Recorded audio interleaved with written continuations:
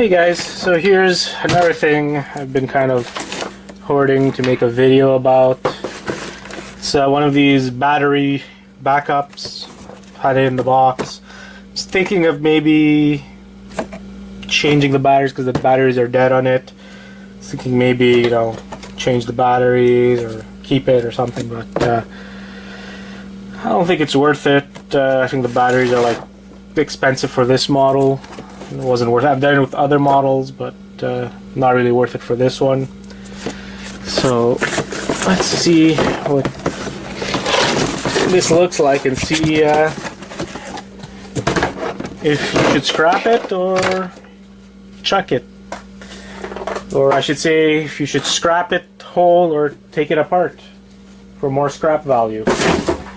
So that paper stuff is not really worth anything. So this, other than scrap value, could be useful for personal use, fixing a plug, you know, splicing it up and everything, making a repair.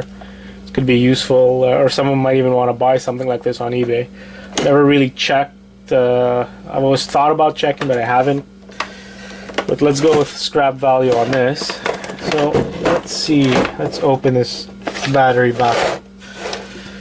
Plastic cover. So right away you see there's no battery. That probably would have had the most value in all of this. Unfortunately, there's none. Get a screwdriver here. There you go. Well, I don't think there's going to be much in here without the batteries. I know my scrapyard treats these batteries kind of like car batteries. So I would have gotten about, I forget what they give. I think a car battery is like $10. So probably would have gotten like $2-3 for the battery in here as scrap value. But since it's not in there, I'm not going to get anything. So keep that in mind. Maybe your scrapyard also pays some decent money. So let's pull the plugs out there. Pull the plug out here. So plastic garbage. So we have this nice little, I guess, in scrapping would be a copper bearing motor.